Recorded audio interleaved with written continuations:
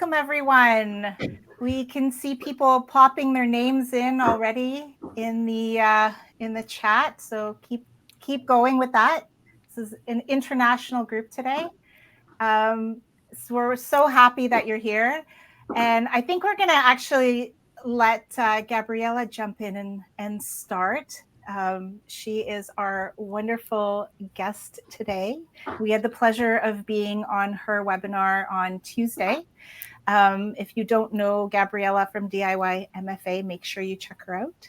And over to you, Gabriella. Welcome, word nerds. That's what I call my readers, my audience, my people. And so since you are here in this virtual room right this second, you're officially part of the Cool Kids Club. So I am super excited to introduce my folks to Andy and Caroline. These are amazing people who are doing amazing work out in the publishing world. And so I am super excited, and I will introduce them in a second. I noticed that folks are writing where they're from, but I thought it might be useful for us to gauge the temperature of the room and see whether people were leaning more toward traditional publishing or more towards self-publishing. So if you could drop a note in the chat, like, are you leaning more toward traditional, more towards self-publishing, or are you somewhere in between? You plan to go hybrid, which is also an option. And then, of course, Andy and Caroline will be answering all sorts of questions and be presenting all sorts of information to help you make that choice. So we've got some amazing answers here. No idea, self-publishing. Someone said no sound. Is that, can you hear me okay? Alyssa's looking. Can you look into what might be happening there? Guys, this is Alyssa, our wonderful assistant. So she's managing all the back end stuff. So we've got folks on the fence. We've got some folks can't decide after a traditional book deal, in between, hybrid publishing, leaning traditional, super curious about self-publishing, hybrid but not sure, traditional publishing, a lot of traditional publishing folks here, a lot of self-publishing folks, but I feel like the one that's won the day is the hybrid, like a little bit of both. It seems to be what the consensus is among most of the folks here in the room. So I feel like that's kind of interesting. And for folks who are not sure where to start, here is where to start. You are in the right place. So this is perfect. You are in the place you need to be. So let me introduce our wonderful stars of the show today. Andy Cumbo is an author, editor, and business coach who specializes in supporting new authors in their writing. She writes under the pen names ACF Bookends and Andrea Cumbo, and she thinks that reading is a life-saving act. And I have to say, as someone who is a diehard fan of her ACF Bookends St. Marin series, I'm waiting for the next book in the series, Andy. Like, I'm just waiting with bated breath. Holiday season. Woohoo! So Andy earned her MFA in creative writing from Antioch University and has published both independently and traditionally 36 books and counting. And she is also the co-founder of Mountain Ash Press with Caroline. Speaking of Caroline Topperman is a European-Canadian writer, entrepreneur, and dancer, born in Sweden, raised in Canada with a recent stint of living in Poland. She holds a BFA in screenwriting. She currently runs Migrations Review, Write, They Said, and is a co-founder of Mountain Ash Press. Her book, Tell Me What You See, serves as a toolkit for her writing workshops, and she's written articles for Huffington Post Canada, Jane Friedman's blog, and served as managing editor for Non-Binary Review. So over to both of you. Take it from here. I am so excited to hear what you are going to present today. Yay. Thank you, Gabriella. And this is why I should never do introductions, because that was amazing. Thank you. So humbling. Very good. If you guys have questions that are about sound or technical stuff, ping Alyssa in the chat. She'll be able to respond to them, because Caroline and I are about to go deep into the stuff we love and we might not pay attention. So, and she'll be monitoring questions too. So if you have questions, drop them in the chat. We'll do a big Q&A at the end, but you can also interrupt us if you need to. So yeah, and please ask your questions, because that is what we're here for. I just wanted to start a little bit by letting you all know how we came about, how Mountain Ash happened, our roots, our beginnings. So you heard our bios. Andy and I met probably about 1.5 years ago online, because I guess that's how you meet everybody nowadays. And we just found that a lot of what we were doing was very complementary. I was doing a lot of developmental editing, as was Andy. We were both publishing. We were both very interested in just the basic business of books and of writing. And I actually went to Andy for coaching on how to pull everything that I was doing together, because I was writing and coaching and editing and probably doing about 30 other things. And I didn't know how to make it all fit. And I was starting to get overwhelmed. And at that moment, I don't know how, but Andy was offering a service to help people pull it all together. So that's what I did. And after we talked for a long while, we realized that we could join forces and pull this all together. One of the things that makes us unique in the industry is that we straddle borders. I'm in Canada and Andy is in the US. And as far as we can tell, other than big corporations, bigger companies, I think we're probably two of the only people doing this and setting it up. I know that because of all the difficulties we've faced, but it's been fun. But what it also does is it opens everybody up to two very distinct countries and their publishing and their just general literary groups. Yeah. And we also we work with people on traditional publishing and self-publishing, and we'll just lay this out to begin with. We don't think one's better than the other. We just think it depends on who you are and what your goals are, and sometimes what you're writing, what's the best fit for you. So you're never going to hear us kind of create a hierarchy between those things. We really personally don't care. We just want you to find the best fit for you. And we've done that ourselves. And Cheryl, just to call you out, I see your question about agents, and we're definitely going to get to that. So we will talk about that. Yeah. So let's start.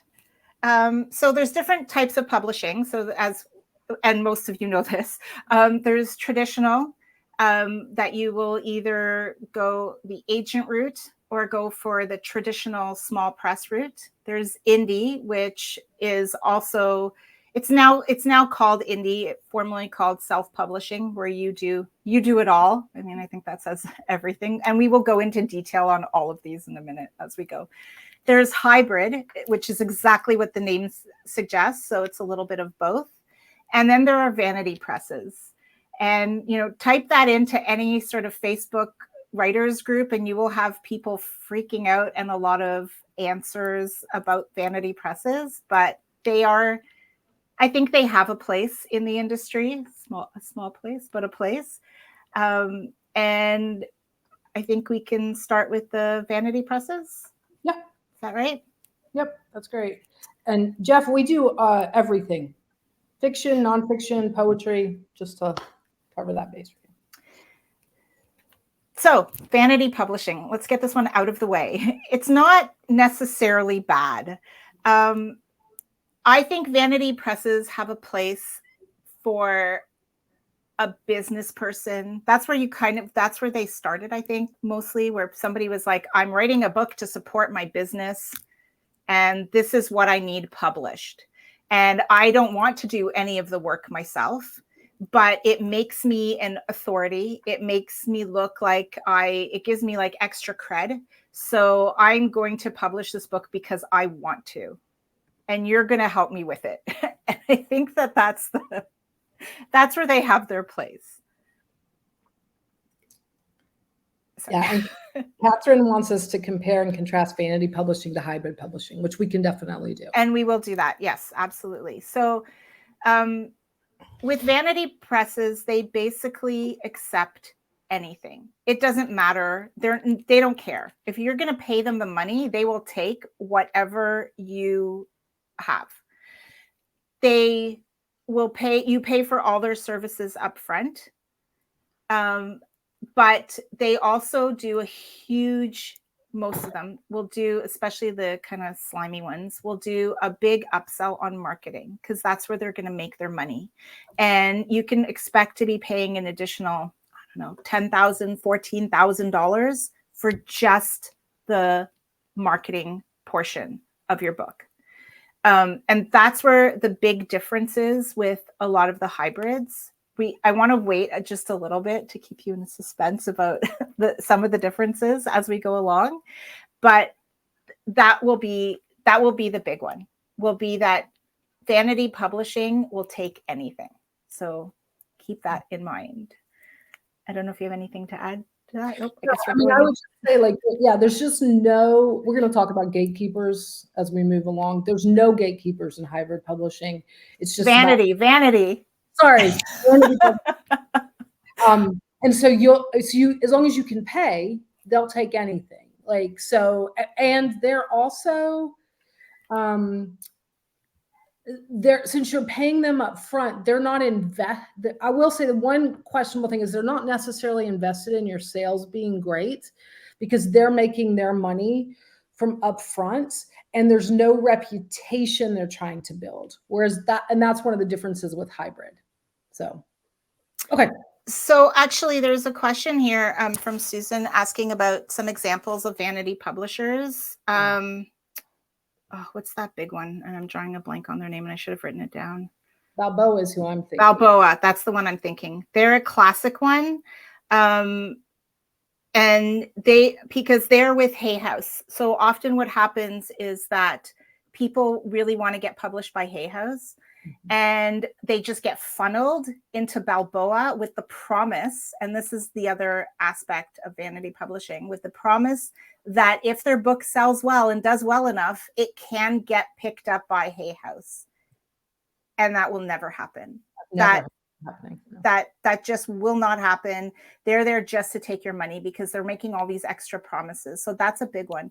And there are actually websites that you can go to, that you can look at, that will give you warnings, like the Writer Beware, and they'll have warnings there about who is a vanity publisher and who is just there to take your money and doesn't actually care about the success of your book. And because that's their business, it's just producing all these books. Right. And definitely look at Writer Beware. Like if Yeah. you're looking at a vanity press, look at Writer Beware because it's kind of like the Better Business Bureau of writing related things.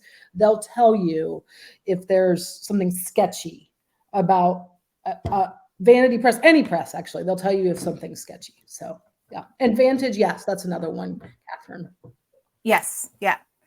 So traditional publishing. So this is the one I think we know the best, right? The one that's sort of the oldest. So just simply traditional publishing, they don't charge authors to publish their books. The publisher is going to take on all the risk. And they pay all the costs up front. You don't have to pay anything. But on the flip side, since there is a financial risk, they're going to reject most manuscripts because they have to be sure that your manuscript will sell. Exactly. So what we find, and both of us have been traditionally published, and both of us have been repeatedly rejected by traditional publishers, is they're pretty risk averse. So like I wrote a book called The Slaves Have Names, which is sort of blends history and memoir. And it was just too genre bendy. They didn't know how to market it. The concept was interesting to people, but they didn't know how to market it. So they all turned it down. So I self-published it. So, and yes, Deborah, it's Writer Beware.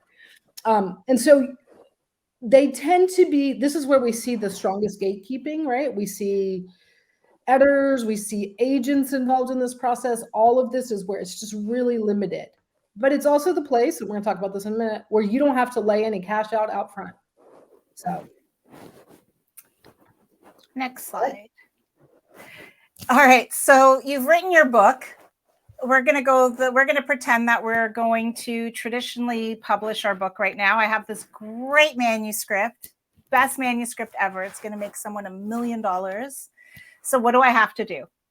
So the first thing you need to do is write a query letter. This in itself is an art because that query letter has to tell an agent about your book. It has to tell them everything about your book, everything about who you are, and present some comparable books so that they know where it would fit on a bookshelf, for example, all in 300 to 500 words. Have fun with that. And it's actually quite fun to write, and it's actually a great exercise to do it. If you haven't done it, I actually highly recommend you do this because it forces you to be concise and precise, and it forces you to really dial down on what your book is about, why your book matters, and where someone would find it on a bookshelf. Writing a query letter, the query letter has really one goal, and that is for an agent or a small press to call you back and say, send me more. I want to see more material. It's definitely something that you will find yourself rewriting several times. With my clients, for example, if I'm working with them, I suggest that if they get 10 rejections or so, that they go back and they rewrite their query letter, maybe make some changes. The query letter that I am currently sending out is in its third or fourth version already. And I've had some big name pros look at it to help me rewrite it. And each time it just changes, just subtly changes, still the same essence, but it's one of those things that you keep working on. It's never a stagnant document. Yeah. And it's different kinds of writing than your book is going to be, no matter what kind of book you have. It's sales writing. It's different. So it takes some thinking and training to kind of know how to do it. I just make Caroline do mine. So Great.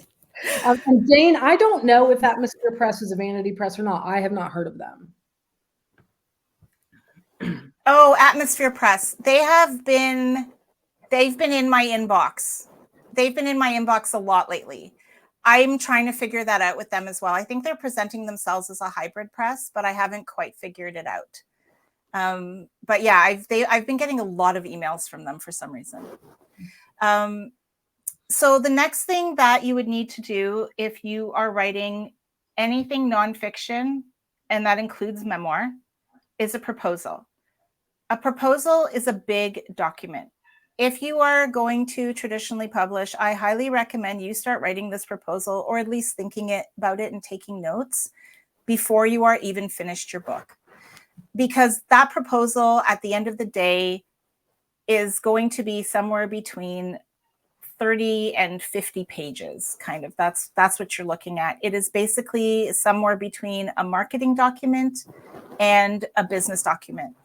I have a friend who worked in publishing for, I don't know, like 16 years or something crazy. And she said that what would happen is that very often the presses would take your proposal, take the marketing component of your proposal, and basically copy and paste it into their marketing. Yeah, I know. It's crazy. I wouldn't have believed that if she hadn't said it. But so you need to do your homework. You need to really think about how you would want to market your book. You need to really consider comparable titles, and there's an art to that as well, because you want to look at titles that haven't sold millions and millions of copies. So you're not comparing yourself to Stephen King, for example, but that have sold over 15,000 copies of the book. So those are considered some decent sales. And it's hard to do that. There are ways, there's entire courses on how to do that. And so that's one of the things that you're looking at. And also you're writing an overview of your book, why it matters, what it's about. You're not hiding anything, the ending or anything like that. This is just has to be laid out. It is, again, for an agent to be able to really picture your book in a nutshell. Of course, your author bio. You're also looking at just writing it. Basically, you do like a chapter summary. So just 3 or 4 lines, what each chapter is about. So they can just go through your chapters at a glance. And then you're also looking at including actual chapters. So you do the first 2 to 3 chapters for the whole package. My proposal, for example, has graphs and charts, and I looked up a number of different studies that were done, and this is for a memoir, I should add. And so I have, pretty graphs in mind that they can look at, which I don't know if I buy it so much, but it looks great, and I've had very good positive reaction to it. If you're writing fiction, you write a synopsis, which is actually very similar to the overview, but you need to do that. And I don't care if you're self-publishing. I don't care if you're traditional publishing. I don't care if you're hybrid publishing. I personally highly recommend that you do this for your book, regardless. Of course, if you're going to go the indie route and indie publish, it doesn't need to be a polished document, but you should still know what your book is about, and you should still explain your book, and you should be able to have a log line for your book, and you should be able to have just a very short description, your 15-second, maybe even less. Elevators are faster these days, like your 10-second elevator pitch that you can just tell someone in 3 lines what your book is about. That will come in handy throughout any of the marketing that you do for your book, no matter what publishing route you choose. The next step for that would be, then you have to research your agents and independent presses, which we will get to in a minute. Then you start querying, and then you wait, and you wait, and you wait. And I could just sit here and keep saying that, because I literally got a rejection last week from somebody that I had queried back in November of 2022. And especially now, because there's just been a huge influx, I think, of people querying, it's taking a long time. I did a course with an agent recently, and she said, don't even talk to me. Don't even look at me until you've queried over 100 agents. I am not quite there yet. But that's part of the game. And I mean, for everybody in this room, however you're deciding to publish, I sincerely, with all my heart, hope that you get picked up within the first 2 or 3 queries, and that you have multiple agents that are interested. But you also have to prepare yourself that it will be a long, long haul. Katie is wondering, Caroline, what your graphs are about. Basically, I took the studies. So the studies that I looked at were how many people in the US have passports and how many travel. And I took the results and I put them into pretty graphs. And it's related because her memoir is sort of a family memoir about travel and moving between places. So and then Beth is asking, how does she approach querying for book 1 of a planned 3-book series? You just query the first book. Mm-hmm. And you can mention in there, if you want, that you have books 2 and 3 ready, but the bulk of the query has to be on book 1, because it doesn't matter if you have 2 and 3. They don't. To answer Susan's question, and I know. So Susan's saying, do small press literary publishers expect comps with huge sales like that? A bestseller in Canada is 5,000 books. Yep. And yeah. If you're going to agents, the smaller presses maybe don't, but if you're going with agents, 5,000, you're barely. If you have a very specific book, if it's a very, very specific book with a very specific angle, you can get away with less, but you don't want to go below that 5,000, like maybe 3,000. But you really want to look at books that have higher sales. That's the big thing. And of course, you actually won't really know. You can't access them. So you have to look on places like Amazon, I know. And you have to look at things like how many comments and things they're getting. And when they have a few thousand, that's when you can start looking at that as a comp. And also, you don't want to make comps be a book series either. It's single standalone books. Mm-hmm. And Jeff, for your question about how a statement on any previous, you do put it in your bio, any literary publications you have will go into your bio section. And I will say, because I know a lot of the folks on here are not necessarily published yet, don't try to make yourself sound more published or more accomplished than you are. Just be honest. You could say, I'm a first-time writer. I mean, if you know someone, and when I say know someone and they will actually literally vouch for you as a writer, then it's fine to say, I took a course with Ted Gupp or whoever. If they're going to remember you in case that person knows them and calls them. But it's just like a resume. Don't make up stuff. Just be honest. And because it's truly by the strength of your book that you're going to get picked up. And it's a bonus if you have connections, but it's not a necessity. So. Yeah, I completely agree. It's the same thing people always ask about social media and platform, because, you know, if you don't I've had agents look at me and say that unless I had 300,000 followers on any given platform, don't even bother. So there's always that component too. And people make themselves crazy with it. Don't. It's not worth it. At the end of the day, they are looking at the strength of your words. They are looking at all of that. If you have something, it helps, but it's not going to make or break you necessarily. But what they are looking at is, do you have just general connections? What is your platform like? And when I say platform, I am not talking about social media. I mean, you know, do you do talks, for example? And this is more for nonfiction. This will be more important than for fiction. But, you know, do you have talks? Do you have a community? That's what they're looking for. Yeah. And I would say too that, and it can be community like your church, or if you're part of a professional organization, like my book, The Slaves Have Names, that'll be the example I come to apparently a lot today. I have lots of connections to genealogical societies, and there's a lot of genealogy in that book. So I can use that as part of my platform. Kate, is asking how many agents should she query at a time?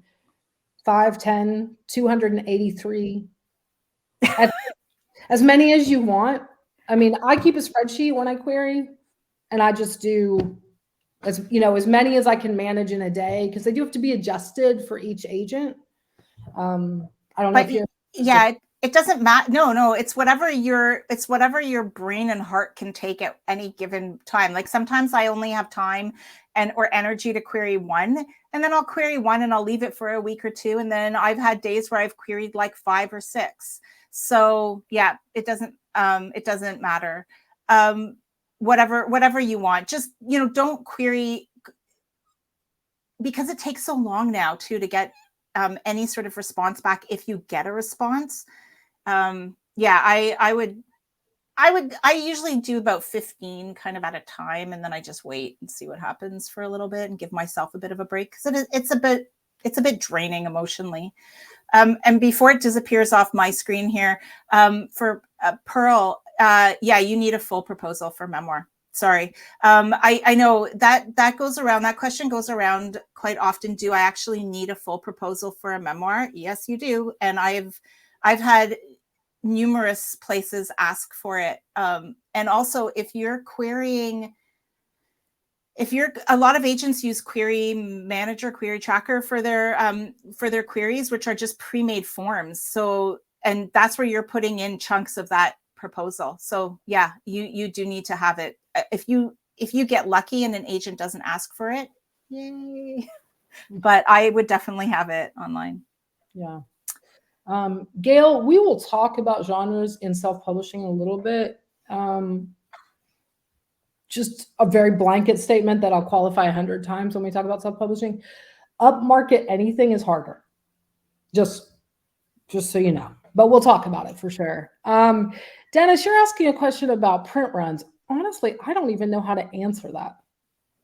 I mean, I would say most print runs are going to be small to begin with. So 5,000 is probably what I'd say. And then you can always go back to the AP and pay them again. They're going to take your money again if you need to. So I'd probably start low and get the low quote and then go back if you need to. Okay, let's do one more here, and then we can, because I think some of these questions will be answered in a minute. But just for Colleen, how long do you wait with no response before you cross an agent or a publisher off your list? So normally I would say like 3 to 4 months is what I would wait. Some of them now just say how long to wait. But I would say 3 to 4 months and then just move on. But like I said, I mean, I got one almost a year later. So it, but 3 to 4 months is sort of the general time. Yeah. So I think let's move on, and then because I think some of these questions will be answered. Next slide for us, Lisa, please. So the next few slides are going to just give you a visual of how many imprints are. So there's the big 5 publishers, which will be listed in bold, and all of their imprints. So I think we can just like slowly run through this one. And you'll see. And so we put this up here so that you guys see that there's 5 big publishers. They do a ton of little imprints, and an imprint is basically like a theme, for lack of a better term. But it's still the 5 big companies that control most of even the smaller names you're seeing on books, and this is the big 5.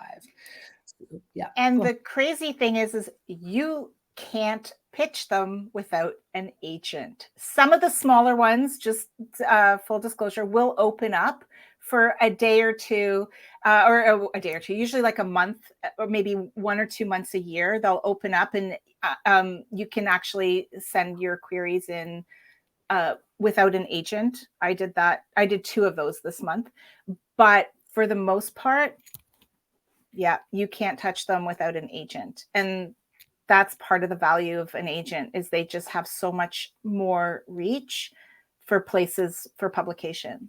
But where in the world are those agents and publishers? So there's lots of places to find them. Publishers Marketplace is a really, really great resource. It is $25. There is a free version. And I highly recommend that anyone who's just trying to see what's happening in the industry get Publishers Lunch too. That comes out daily or weekly.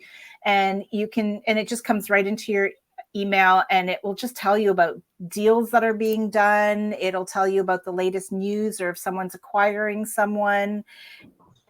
I just like it because I like to know what's happening in the industry. Even if before Andy and I started Mountain Ash Press, I was also just interested in what was happening, deals that were being made. And so it's a great resource, but you can find agents there. The paid version is $25 a month USD, but you can also just buy it for a month or 2, pull down as many agents as you want, and then cancel. So it's not a huge long-term commitment. Manuscript Wishlist is great. I love them. It's free. And that's where agents are on there. You can also buy time with an agent, which is, I think, really valuable no matter how you're publishing, because you can buy like, I don't know, something like $40 for, 20 minutes, half an hour just to talk to an agent. And they can just help give you some insight on things. I know several people who have done that and found it very helpful. And they, of course, have a very big, they have just a big database of agents and that are constantly being added to. The only thing I would definitely recommend is, if you are looking at especially Manuscript Wishlist, is to also go to their agent website.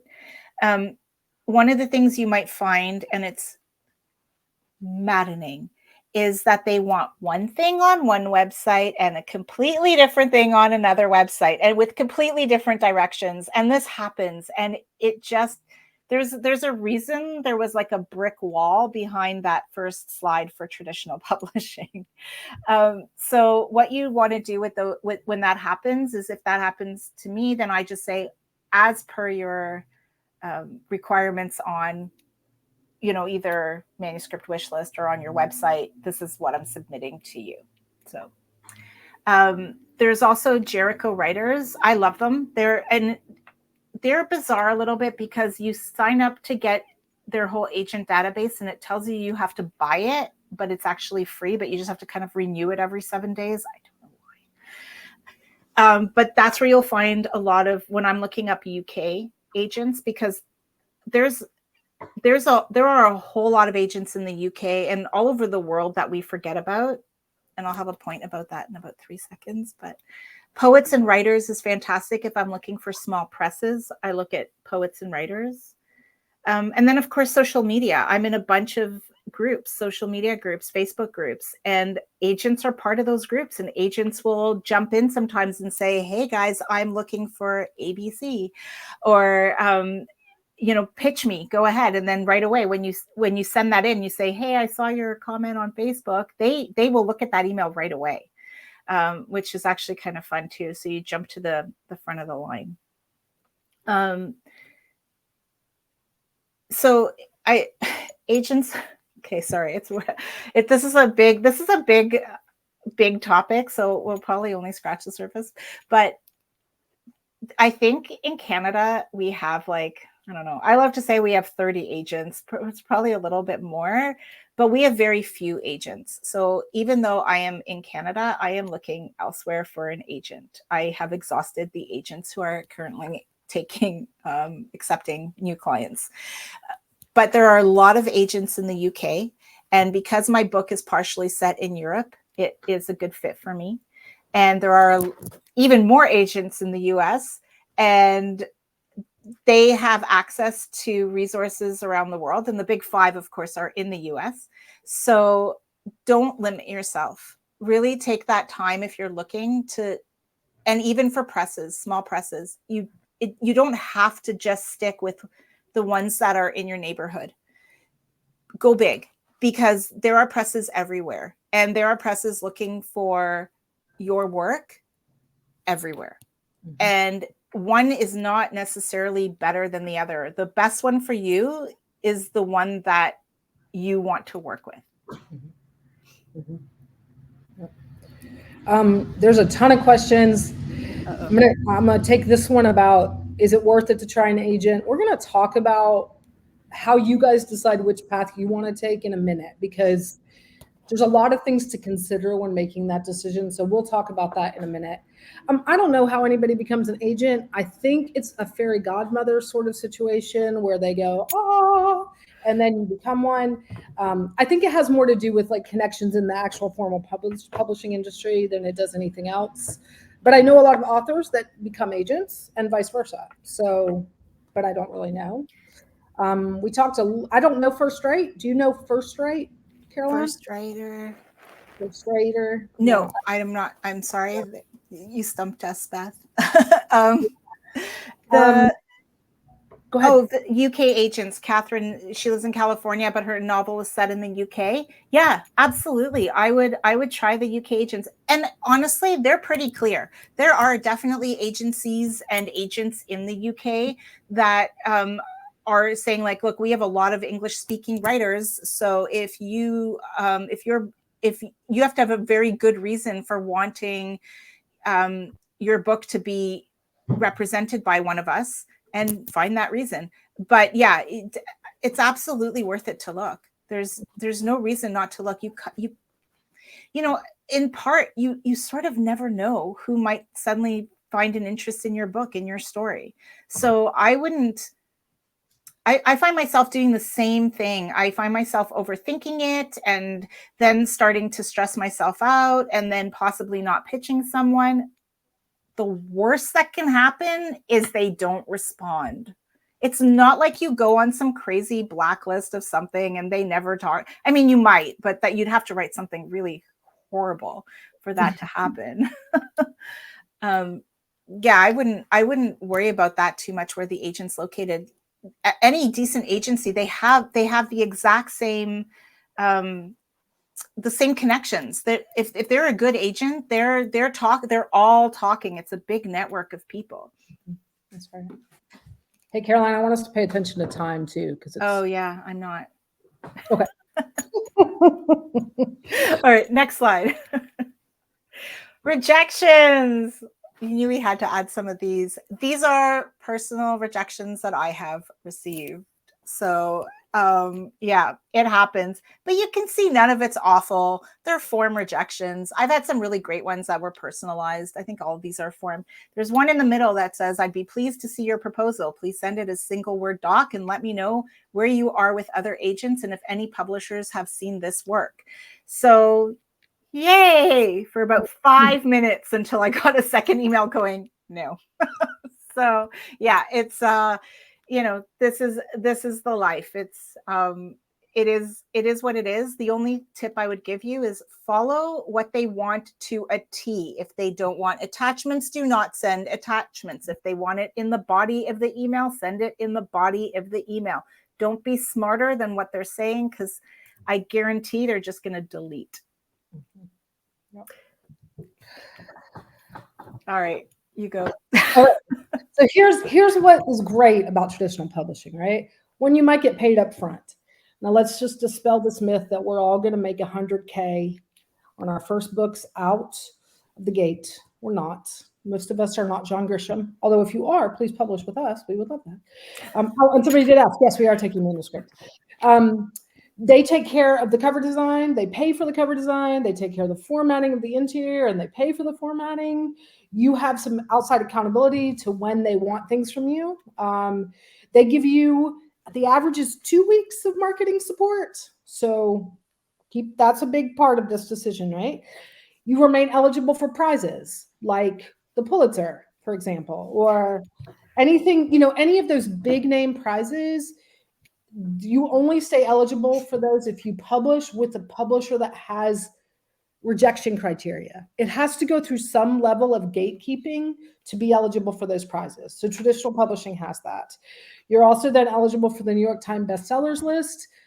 Offline, we can talk about what kind of game you have to play to get on there anyway. It's very difficult to get on there. Yeah, a Hugo would be great, Kevin. I'd like a Hugo too. There's less stigma, right? Like, it's kind of like community college and traditional college, right? Like community colleges kind of has a stigma and traditional college doesn't. It's the same. Indie publishing has a little bit of a stigma. Traditional publishing doesn't really have that. And you do get a confidence boost from being chosen. Like that is definitely not something to be written off. There is a certain level of affirmation and support that comes from somebody saying, yeah, your work's good. We'd like to publish it. So yeah, that's there. Okay, next slide. Next. Okay. Go. Yeah. But see, that advance that you got, that has to be earned back. And actually, most writers do not earn that back. If you don't earn it back, however, the chance of them representing you again goes down significantly. So no pressure. You basically lose a lot of control over your book. So you have little to no say in your design. When I published my first book with a small press and I saw the first cover page, I cried.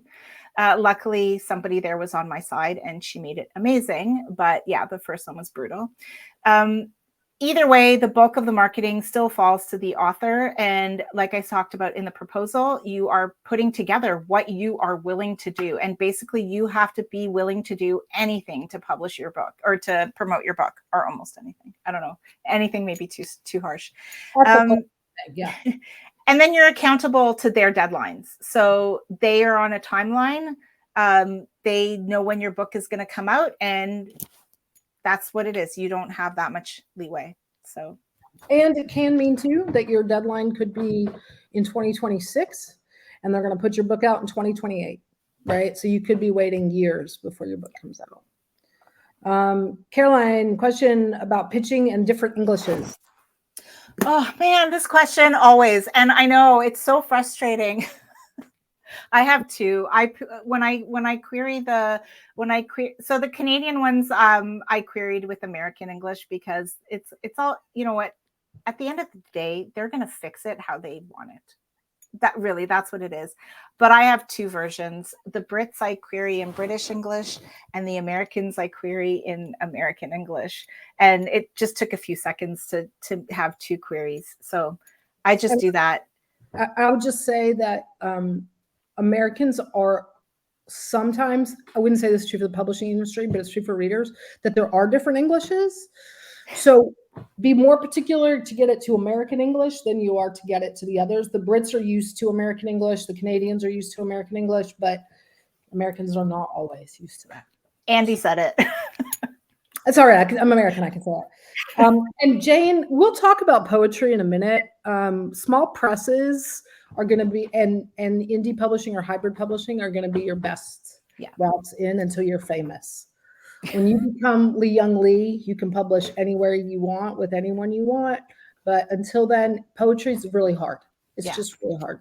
So, okay. All right. Indie publishing, AKA self-publishing. I'll just talk, and this is going to be Andy's big one because Andy is amazing at this. I've done it too, but not to the scale that Andy has. So basically you maintain control over your copyright as well as the editorial and publishing process, including marketing and distribution. So your book, your deal. Yep, that's right. All right, next slide. Okay, so here's where the difference between traditional publishing and self-publishing comes in, right? You are really in charge of everything, like everything. There's nobody else.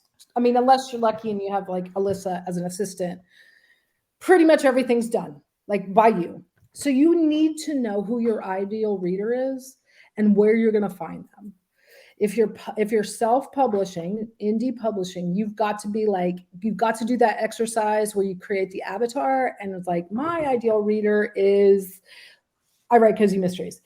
A 60 plus white woman, American, British, Canadian, Australian, English speaking, because I write in English, who doesn't like violence and doesn't like sex on the page, but appreciates small town stories that have quirky characters. Like that's the kind of reader you need to be thinking about. And then you need to think about where they are. My people are on Facebook because they're older, right? They're not as much on TikTok, although I'm trying, but they're not as much over there. They're not even as much on Instagram. They're really, Facebook is where they are. They are the kind of people that'll come to a winery to hear a reading, or the kind of people that would come to the library to hear a reading. But if you write YA fiction, fantasy, for example, that's a very different market. I write that too. And those people are not on Facebook. They will laugh at you if you ask them if they're on Facebook, right? They're younger, right? They're a little more likely to be on TikTok, Snapchat. I don't even know. Don't even get me started on Snapchat. But, these more contemporary social media platforms. You need to have a marketing plan. It doesn't even have to be like a comprehensive one. And I recommend that when you start out, it's free. You do all the things you can do that are free, because you're not going to have any money. Nobody's paying you. Nobody's paying for this except you.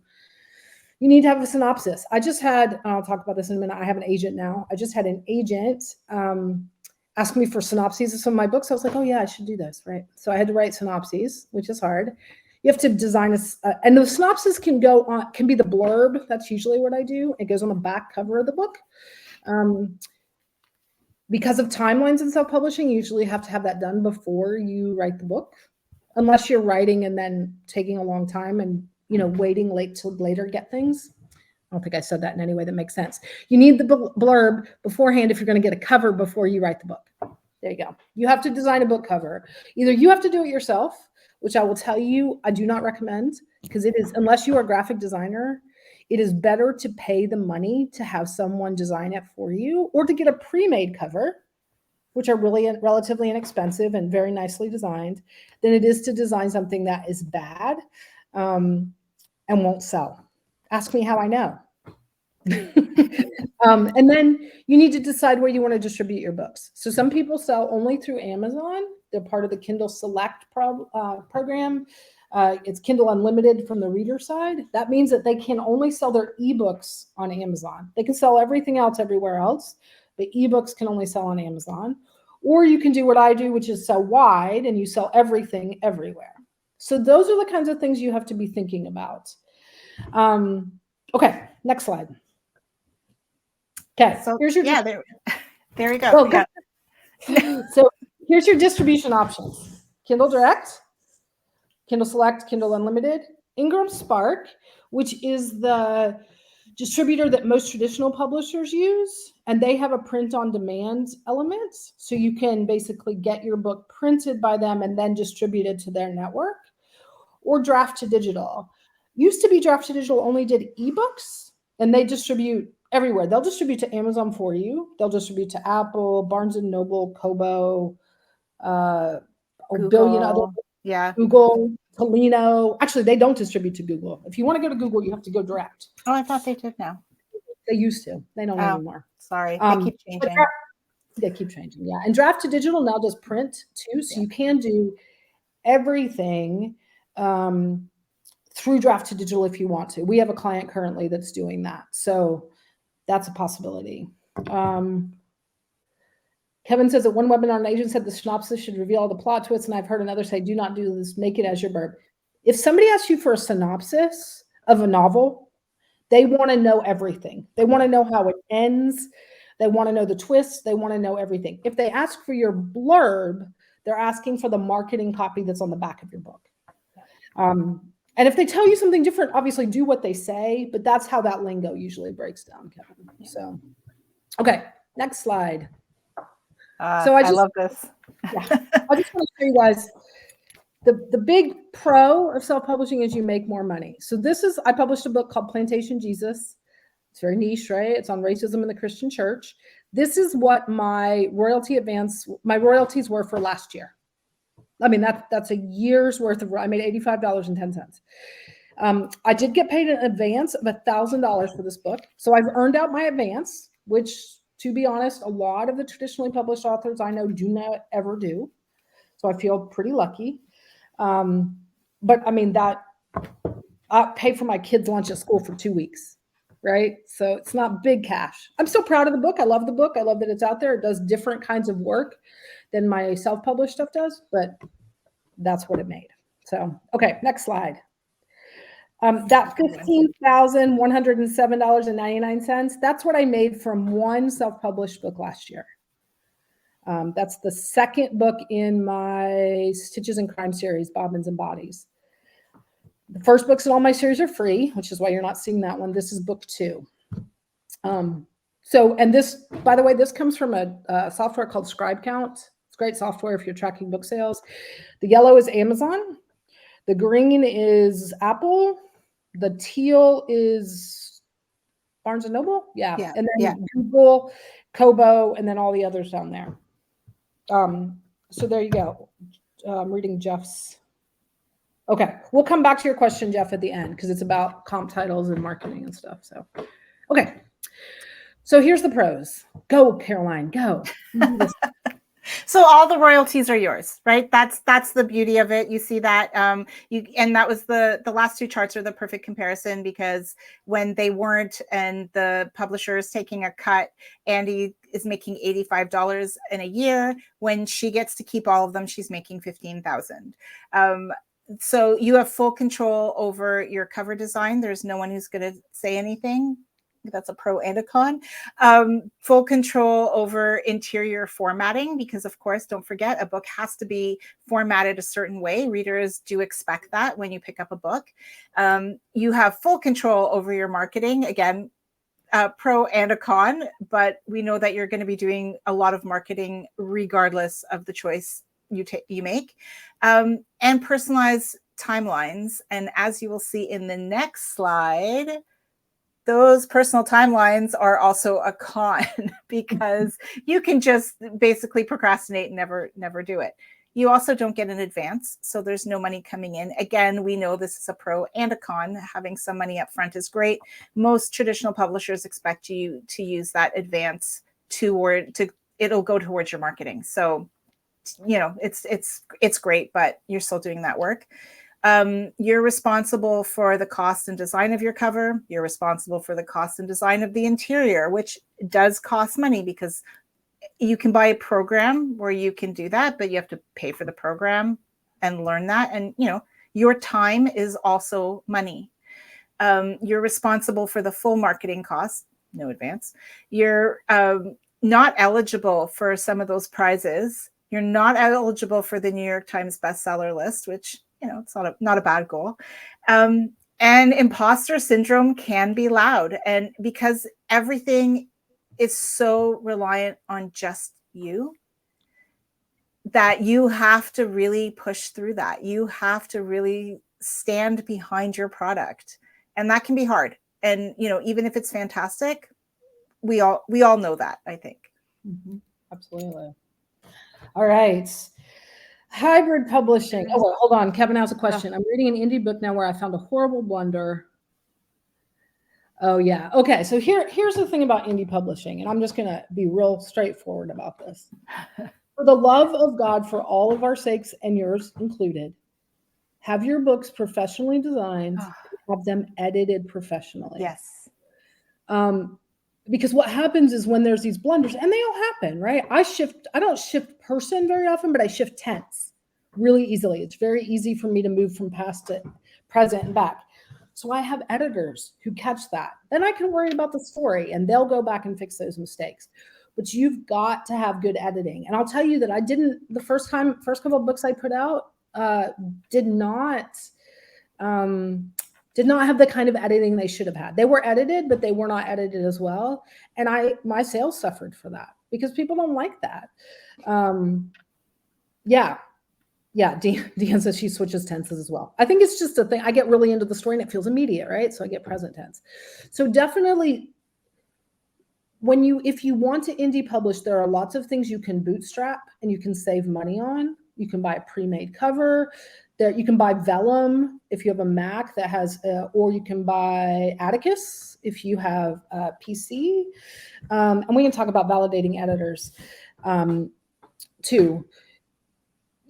Format yourself if you want, but don't skimp on the editing, right? Hire a good editor. And I'll say, Lee, for validating editors, ask for references. Just ask people I'm happy to have you write me and ask me who I use. Caroline can recommend editors. We have editors we use with our press. Renee Tomlin is on here. She's one of our editors. She's amazing. So, there's people that you can find that are qualified and good at what they do. And you can find really good people too that are new. So they're not they don't charge what, say, I, who have been doing this for a decade, would charge, but they're still very good at their jobs, right? So that's the kind of stuff you want to look at. I think Susan says it really well. Your best bet is to put your energy into crafting great stories and developing relationships with small magazine editors who will possibly promote you, and then get the editors to come and actually make that writing really strong. And I think that's what it is too. And don't forget, there's different kinds of editing too, which we're not really going into here as much, but there's developmental editing, right? Where somebody's doing this big deep dive into your book to make sure it makes sense, to see what your characters are doing. Then there's line editing where they're going in also just to check if everything is cohesive through your book. There's proof editing. I'm just skimming the surface on this, but those are all very important editors. And I would just throw in too that you want different people to look at your book. And yes, it will cost a little bit up front, but it really makes a big difference. You can see when a book has gone through one pass versus when it has gone through at least 3. So, if you want those loyal readers, doesn't even matter how you're trying to publish. Look, if you're traditional publishing, what's happening? Your agent is trying to sell your book to an editor at a publishing house, right? They're not just selling it for publication. It's going to get edited again. And so it's no different if you're doing it yourself. I would say that's where that in the cover, because we all judge books by their cover, but that's where the money should really go. Yeah. Okay. Hybrid publishing. So we're a hybrid publisher. Mountain Ash Press is a hybrid publisher. So we're selective about what we publish, but because in our model of hybrid publishing, we don't take a cut of the royalties at the end, we're not bearing a risk in that sense. So we're not quite as stringent. And actually for us, and I would say for a lot of hybrid publishers, we're interested in that stuff that falls through the traditional genre characteristics. We're interested in that stuff that is just really great writing and great storytelling, but maybe when you walk in Barnes & Noble, it's a little tricky to figure out where it would be shelved, right? Like that's the kind of stuff that we're interested in. In most hybrid publishing situations, you have full control of your marketing. So we don't do marketing. We'll give you coaching on it if you want a little bit, but we don't pitch a marketing plan for you. And you pay us up front and you keep 100% of your income. So the reason we've designed it this way is we think it's kind of the best of both worlds. You get assistance with cover design, editing, any of that stuff that you need. In all the different, at every point in the publishing process. But then you get to keep the back end, just like you would if you were indie publishing. And we don't really talk about this, but we actually assume in how we do the work with you, we actually assume some of the cost for you too, in terms of the work that we put into your book that we don't, for example, charge you for at all. Plus you get, in our specific case, we do put our logo on your book too. So we're selling it on our website as well. Again, that's just something that we do because we feel like we're in it with you. It's not that you're walking away, and we will check in with you in a month to see how you're doing.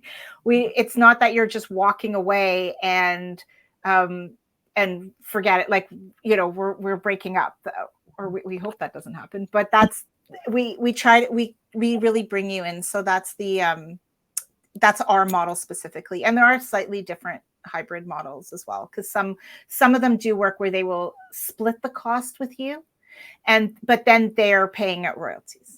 So that's the difference.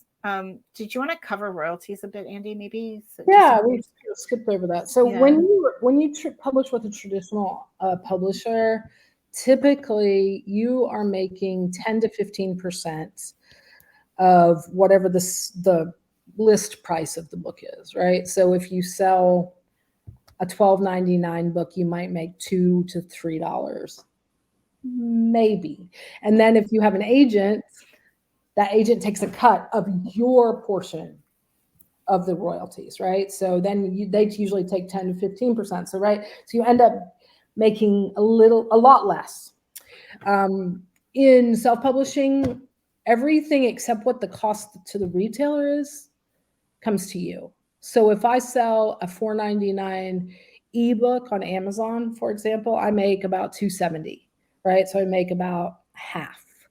And then I now sell direct from my websites, and that means I make it all.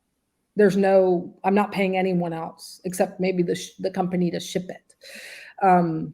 So that's how royalties work. That's why I made $85.10. The press probably made a few $100s on that book, but my cut of that is $85.10.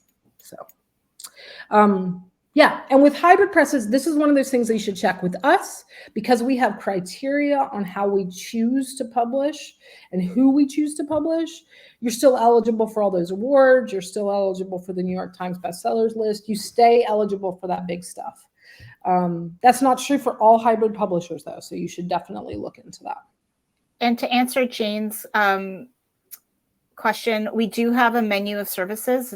They are on our website. You can use just one service. You do not have to use them all. Like you can decide you want just editing, for example, or book coaching, or you want just the cover design and all of that. So yeah, we absolutely try to accommodate people as much as possible. Yes, Andy already answered that. So our website is mountainash.press. But yeah, it's just, we also just try to educate too. So we will answer, as you see, we will answer questions about it, try to be as transparent as possible about all of that.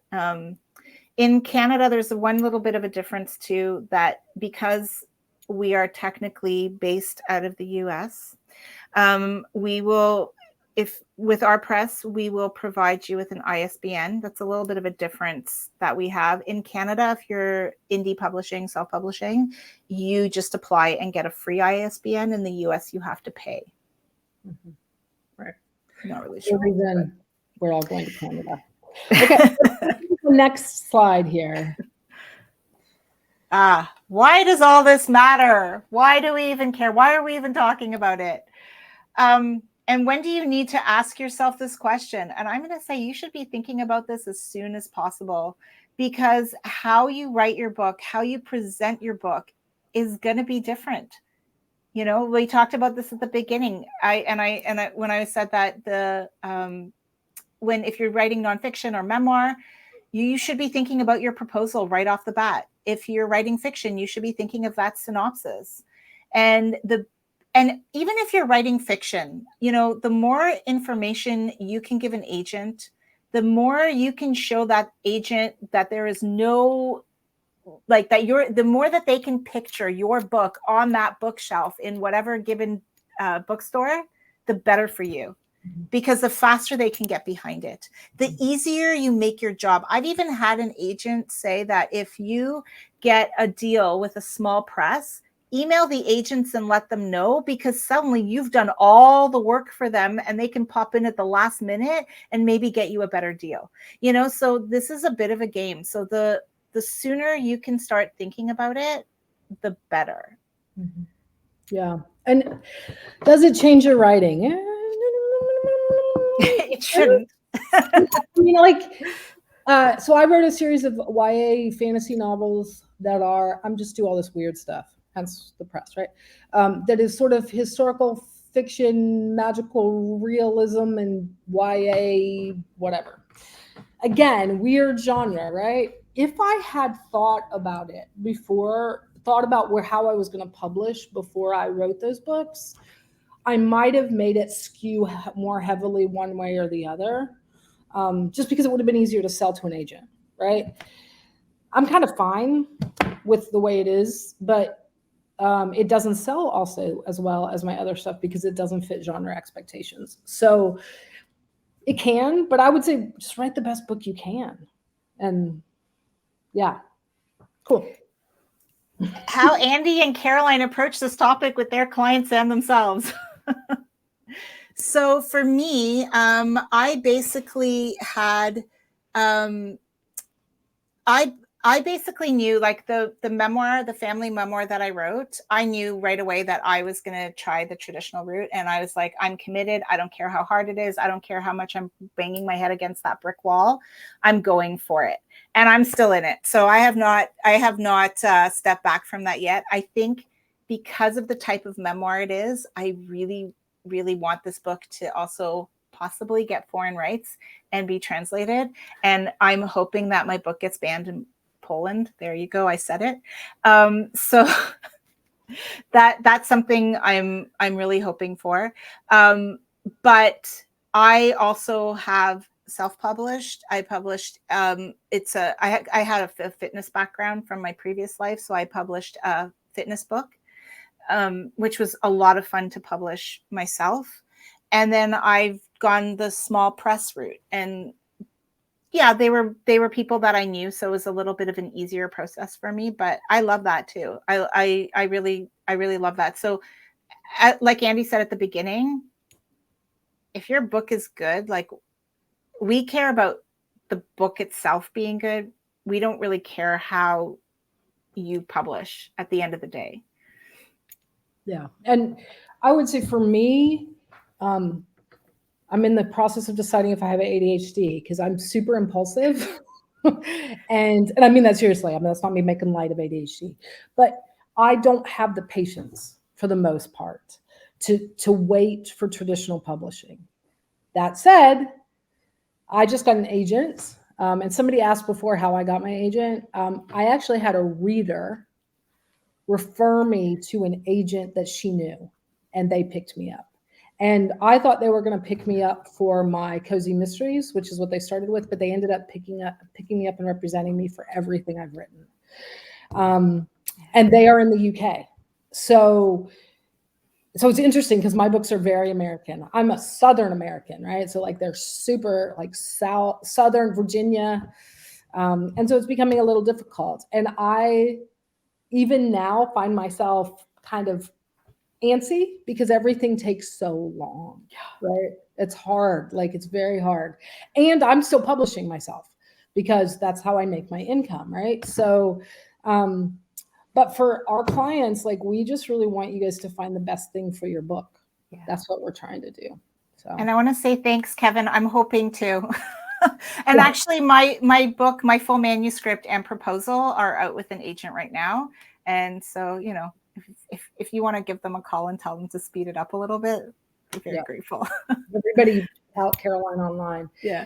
I want a little clarification on your question. Because you are US, you don't get Canadian government support. Therefore, can you publish a book that has already been self-published?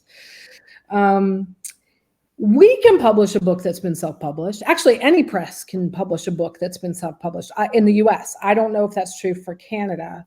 But here, I mean, the big example, right, is The Martian, right? Andrew Weir's book. It was self-published. It was actually serialized and self-published.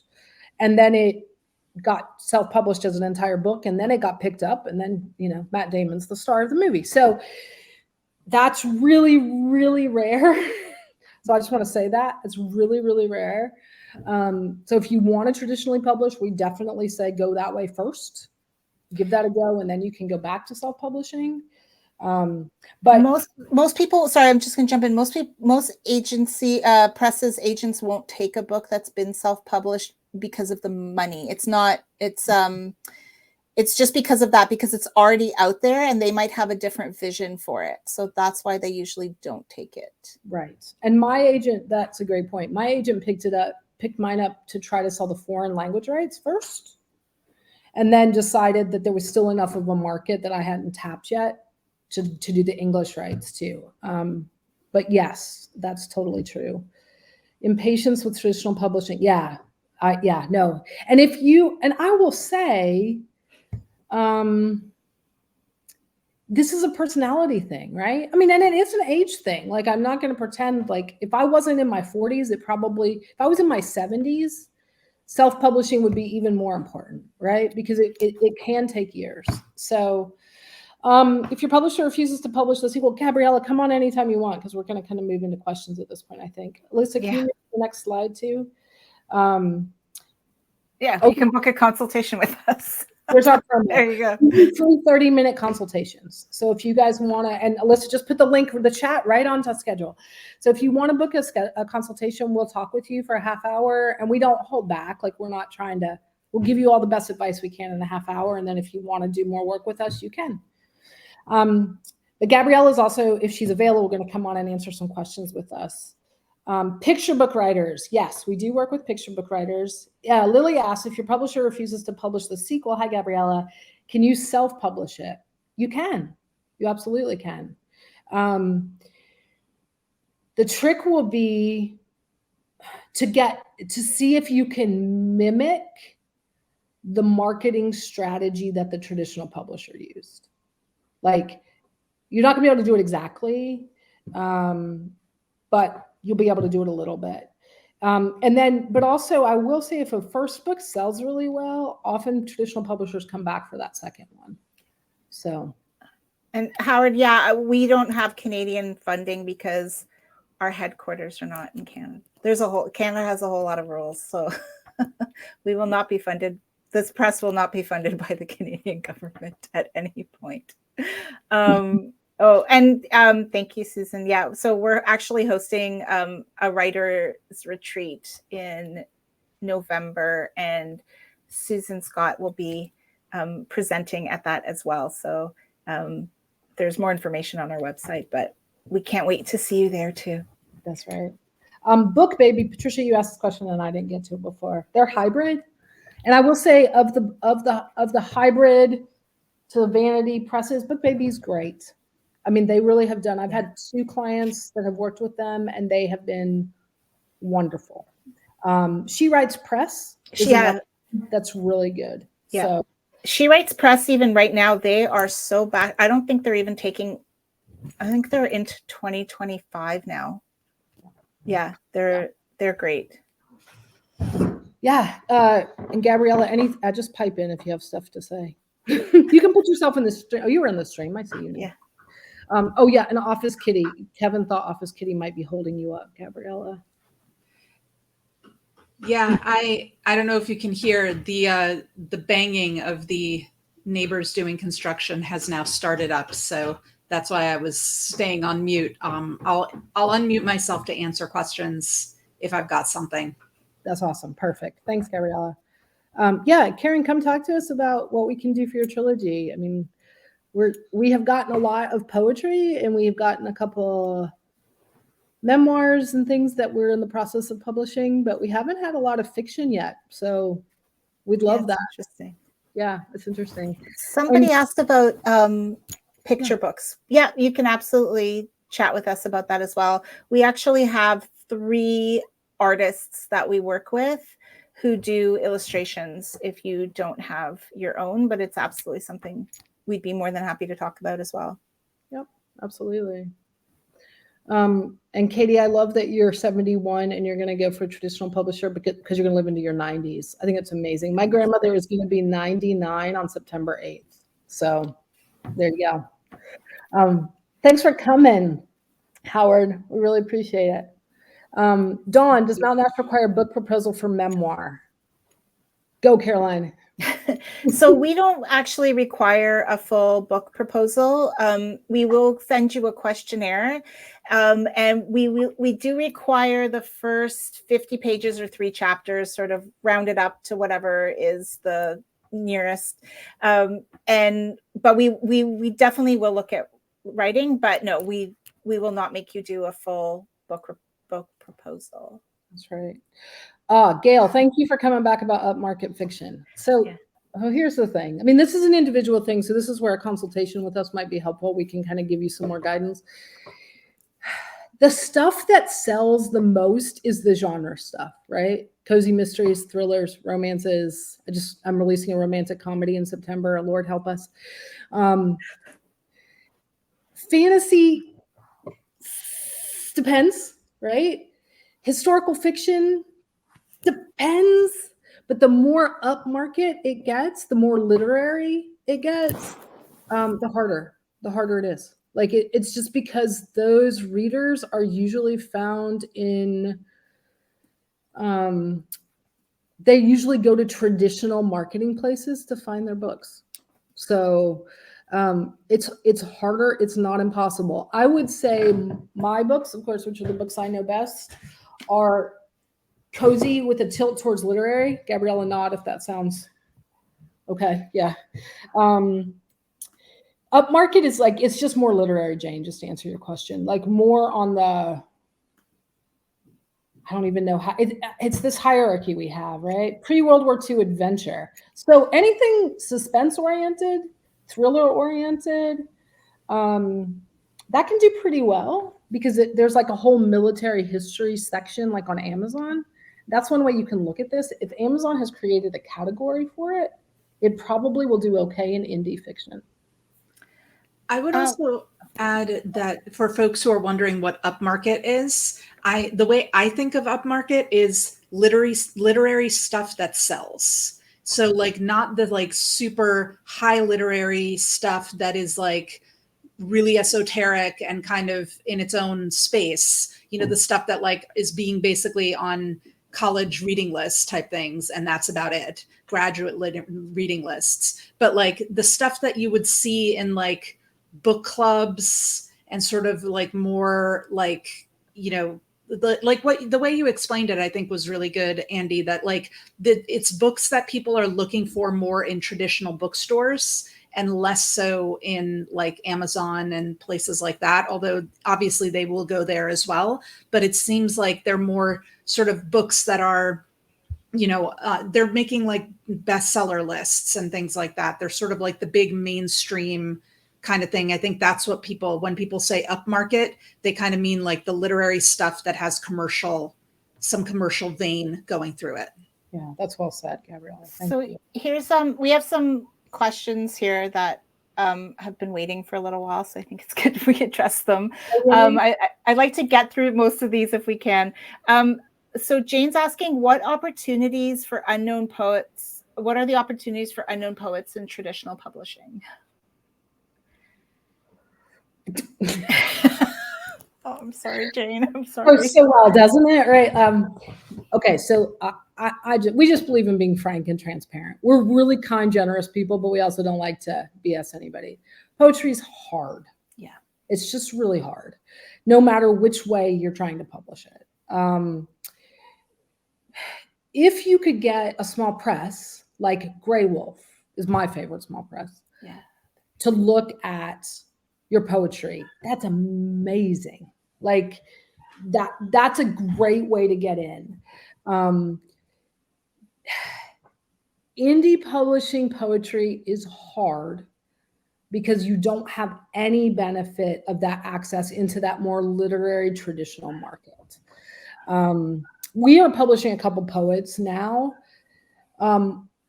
One of whom is just basic. He's doing his mom wrote a bunch of poetry. That's pretty good. And he wanted his family to have it.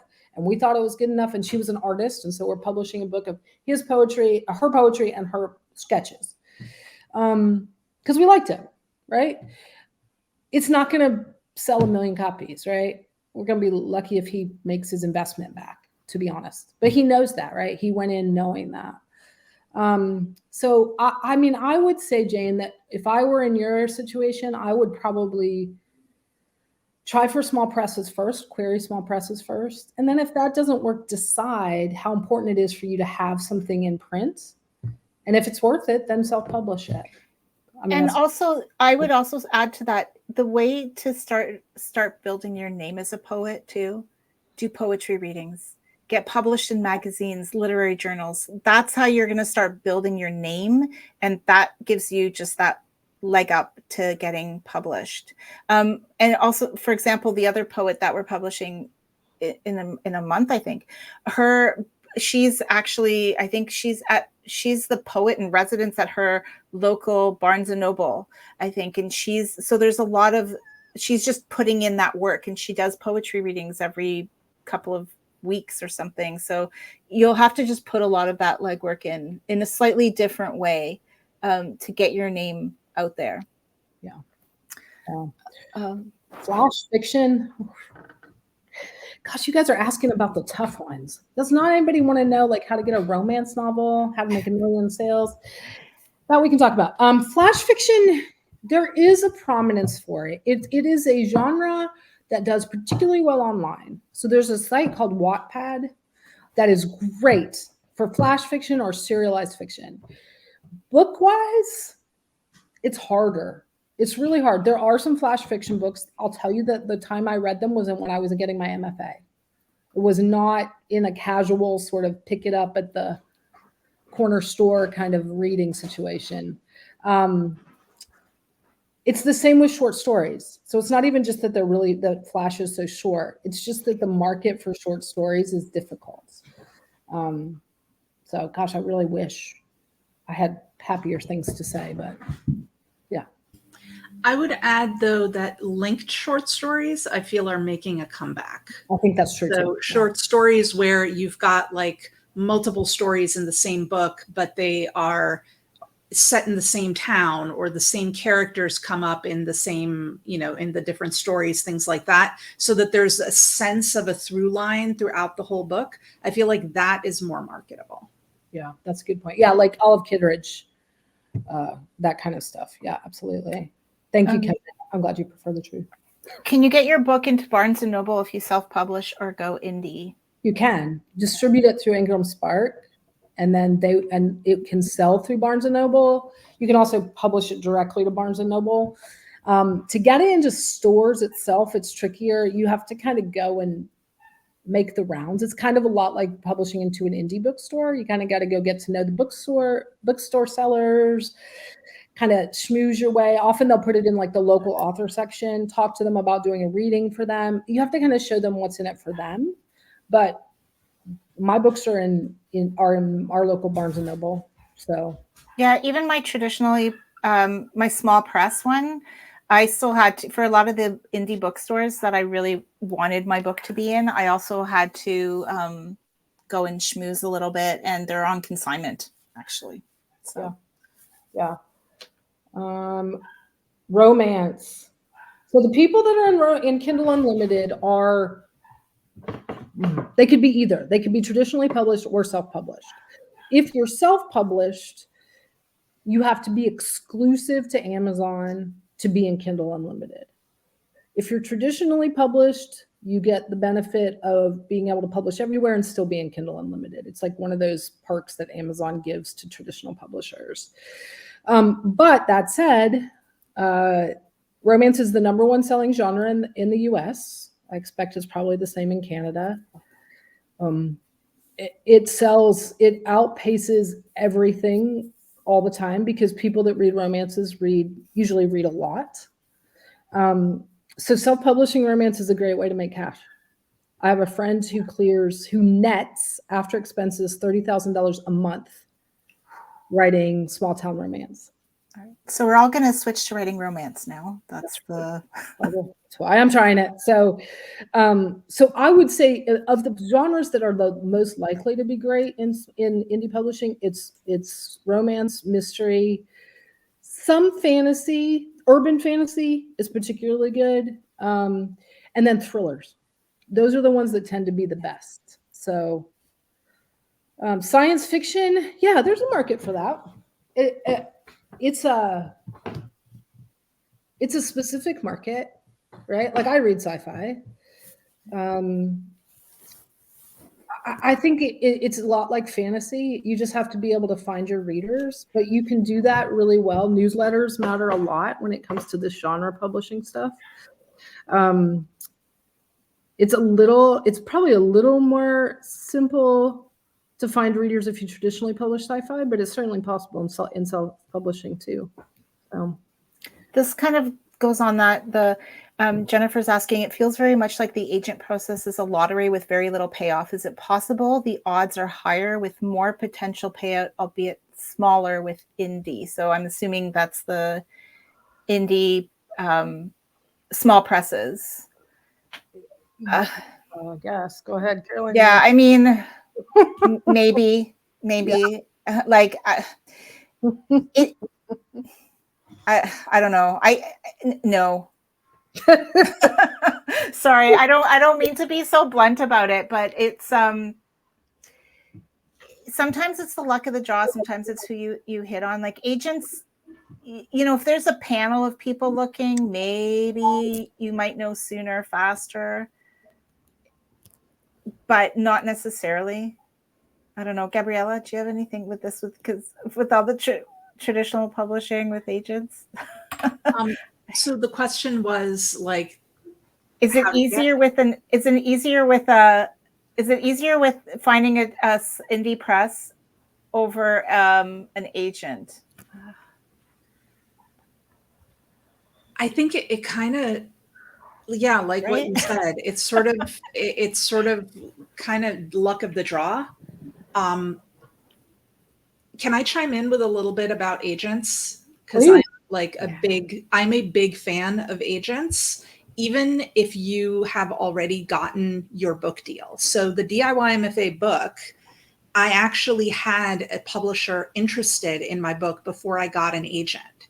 But I went and I got an agent because A, my agent's awesome. I think he's amazing. And B, because I knew that there was going to be a lot of negotiation in the I knew I wanted to go traditional with this particular book, and I knew that I wanted to negotiate it properly. And so my agent negotiated stuff that I never would have thought to negotiate. Yes, there were a lot of things that came up that I asked for in the contract that my agent wouldn't have known to ask for, things around the DIY MFA business and content and things like that. But my agent thought to ask for things that I never would have considered. The other thing is the company that published DIY MFA, it's Writer's Digest, is an imprint of a former publisher called F&W Books, or F&W, and they went out of business. And so for a period of like a year and a half, the authors were all in limbo. The authors didn't know what was going to happen. They didn't know if we were going to get paid. Our royalties weren't coming through or anything like that. And having an agent to be able to champion me during that time where things were in upheaval was just like worth its weight in gold and then some. So I would definitely say, like, if you're going the traditional route, even if you go small press, don't negate the option of getting an agent just because you've already got a book deal maybe in line, because there's a lot of other value that agents bring to the table that isn't just getting your foot in the door. It's they're also doing a lot more for you behind the scenes. I almost feel bad because I feel like I'm my agent's delinquent client. I've got this like one book that came out, I don't know, 5 years ago. And he does so much for me, but agents are amazing. So yeah. Yeah. Thanks, Gabriella. That's good. And guys, we're going to wrap it just because we could talk all day. Yeah. So reach out to us through our website. This is our email address. It goes to all of us. So you can get to us if you have questions. We're happy to answer brief questions via email or do a consult if you would like one. So thank you guys. Thank you, Gabriella. Thank you. Can't even talk anymore. Thank you, Alyssa. Thank you for Thank you. wonderful Excellent presentation. weekend. If you're in Virginia, don't go outside. It's 100 degrees today. Take care, guys.